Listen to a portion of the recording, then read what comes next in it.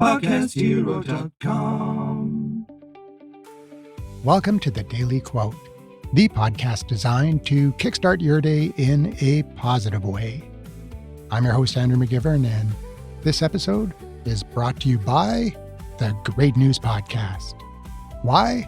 Because good news should be heard, and the link is right here in the show notes.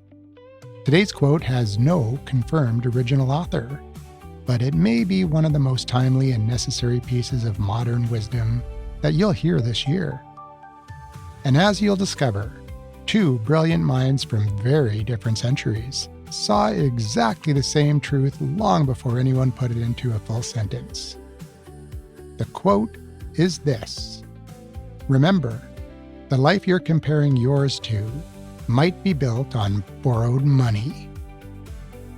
Let's start way back in 1899. Thorstein Veblen, Norwegian-American economist, sociologist, and one of the sharpest social critics in American history, he published a book called The Theory of the Leisure Class. It carved out a reputation for him as the first academic to ever sit down and think seriously about wealth and consumerism and how they interrelate in American society.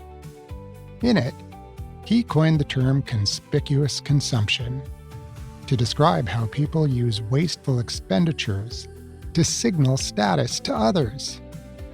In other words, over 125 years ago, before credit cards, before Instagram, before social media existed in any form, Veblen had already identified the pattern. You know, keeping up with the Joneses. People spend money not primarily for their own enjoyment, but to be seen spending it. The purchase isn't really the point. The audience is. Now jump forward to 2020. Morgan Housel, financial writer and author of The Psychology of Money, one of the best-selling personal finance books ever written, he makes the same observation with devastating precision. He wrote, "We tend to judge wealth by what we see, because that's the information we have in front of us. We can't see people's bank accounts or brokerage statements, so we rely on outward appearances to gauge financial success. Cars, homes, Instagram photos. Modern capitalism makes helping people fake it until they make it a cherished industry." And then he delivers the line that connects directly to today's quote. Someone driving a $100,000 car might be wealthy, but the only data point you have about their wealth is that they have $100,000 less than they did before they bought the car, or $100,000 more debt. That's all you know. The house, the car, the holiday, the wardrobe, the curated life on social media, none of it tells you whether the person behind it is building wealth or building debt. And yet we compare ourselves to those images as if they represent the full financial truth. We feel inadequate against nothing more than a performance. We measure our real life against someone else's highlight reel, one that may be financed entirely on borrowed money, manufactured for an audience, and quietly unraveling behind the scenes. Housel puts it simply: spending money to show people how much money you have is the fastest way to have less money.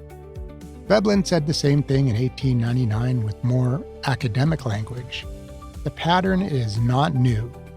What's new is how visible it's become, and how much damage the comparison is quietly doing.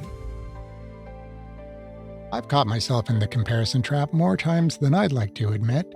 One example is that I'm using a Heil PR40 microphone. Back in the day when I first started podcasting back in 2008, this was the vanity microphone of choice. It was a more expensive microphone than you need, but if you had it, wow, you're like Leo Laporte or Cliff Ravenscraft or all the other big podcasters that use this mic. Nowadays, it's the Shure SM7B mic, you know, the one Rogan uses and everybody else. They've all got them. All the big podcasters.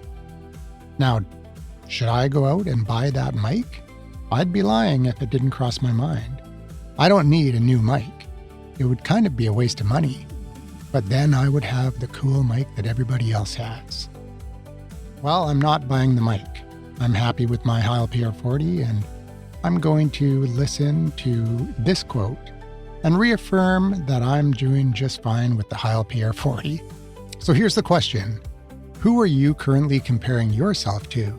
Whose life, whose success, whose apparent wealth? Without any real knowledge of what's underneath it. Because Veblen saw it in 1899. Household documented it in 2020. And whoever put today's quote in a single sentence understood it too. That the life you're measuring yourself against may be entirely built on borrowed money. It may just be an image. Something that isn't even true, carefully constructed, and financially fragile, and completely irrelevant to your own path. Stop comparing your reality to someone else's performance. Build something real, even if nobody can see it yet. That's it for today. I'm Andrew McGivern, signing off for now. But I'll be back tomorrow. Same pod time, same pod station, with another daily quote.